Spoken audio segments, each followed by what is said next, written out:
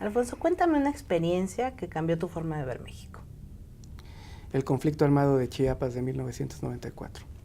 ¿Tú Sí, estabas en dónde? yo era el secretario particular del secretario de Gobernación. No, estaba yo secretario particular del Procurador General de la República. Claro. Y el ver que en un México que aspiraba a entrar a la modernidad, a la OCDE, a un tratado de libre comercio, un México con prosperidad, lo que teníamos era marginación, teníamos hambre, teníamos una rebelión indígena en el sureste que mostraba con toda claridad que había muchas cosas que hacer en el país. Okay. ¿Cómo eliges tú particularmente tus batallas? ¿A qué sí le entres y a qué no? ¿Con base a qué?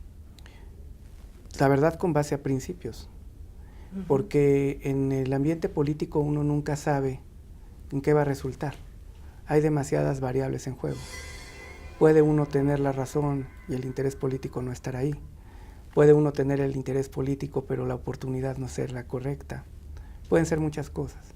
Lo único que te queda es estar entonces dando una batalla por convicción, por lo que tú crees, por lo que tú piensas, aunque eso te conlleve generarte a veces enemistades gratuitas, creo que es lo más sano y lo más responsable. ¿Cuál es tu máxima aspiración en ese sentido? En el mundo de la política, el cargo que tengo actualmente es formar parte de un gabinete, de un presidente que quiere mover al país, que quiere transformarlo y que está dispuesto a poner sobre la mesa cualquier interés ante los partidos políticos para que si llegamos a acuerdos lo podamos romper y tener un México mejor. Bueno, me refería también al valor, principal valor por el que te mueves. Toda mi vida ha estado pegada al valor de la justicia. Y no hablo de la justicia en abstracto, sino de la justicia real, la concreta, la específica, a gentes a las que se les pudo devolver a su pariente que estaba secuestrado, o se le pudo hacer justicia de quien asesinó a un pariente o un amigo, o violó a una niña, o en fin, actos terribles, o devolverle su patrimonio cuando fue robado. Eso en la Procuraduría, y además pues iniciaste también la Comisión Nacional de Derechos Humanos, ¿no? Así es, ahí fue pelear por causas, por abrir un espacio donde en el centro de cualquier política pública lo que hubiera fuera la dignidad y el respeto a la dignidad humana, cosa que no se entendía muy bien. No se entiende y que todavía, ¿no? Desafortunadamente creo que hemos dado pasos hacia atrás en esa materia, cuando habíamos logrado abrir un espacio y un espectro importante de respeto en la defensa de los derechos humanos. ¿Crees que se han dado pasos hacia atrás? Yo creo que sí, que las situaciones de impunidad, de corrupción y de violencia hacen que la gente busque sus prioridades de manera distinta y entonces piensen que los derechos humanos o su defensa son un obstáculo para tener seguridad, y que absolutamente es falso, es incierto, que además no se le ha dado el valor de las entidades públicas a lo que es una recomendación de alguien con fuerza moral para hacer notar que algo está mal, y que ahora se vuelven una especie de llamadas a misa, ¿no? Si se quiere se aceptan y si no se rechazan con mucha facilidad. Okay. ¿Cuál es la experiencia más dolorosa que has vivido, pero de la que más has aprendido? Yo creo que una reciente fue la muerte del doctor Jorge Carpizo, por lo inesperado y por lo irracional de su partida. Tú llegas a una operación programada, ambulatoria, con todos los cuidados, en uno de los mejores hospitales del país, quizá con el mejor equipo de terapia intensiva que tiene México, y en un error de apreciación no esperado, no previsto, tienes un choque anafiláctico que terminas sin que siquiera te hubieran operado de la operación ambulatoria y terminas muerto unas horas después. Y entonces te enseña el valor de la vida, de que no está escrito nada, de que todo se tiene que hacer y que tienes que vivir intensamente la vida al tiempo que te toque.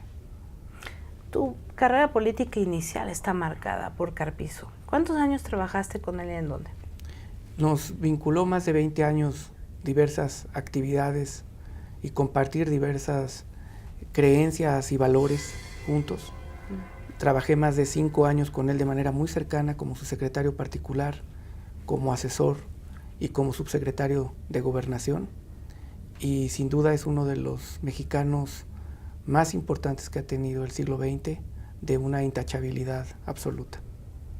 Okay. ¿Qué harías si supieras que por un momento, durante un tiempo o por un proyecto, alguien, quien sea, te pudiera garantizar que no vas a fallar? ¿Qué decidirías hacer? En este caso, en este momento, pues decidiría decir que podemos crear más de 1 millón de empleo para los mexicanos, que les podemos recuperar su poder adquisitivo que se ha deteriorado en un 78% en los últimos 30 años, al menos el nominal de lo que son los salarios mínimos, y que podríamos tener un México con productividad y entonces aspirar a tener mejor nivel de vida de la población. Si esa garantía nos la pudieran dar, podríamos emprender esa aventura con mucha tranquilidad. Oye, ¿no podrías meter transparencia en los sindicatos también?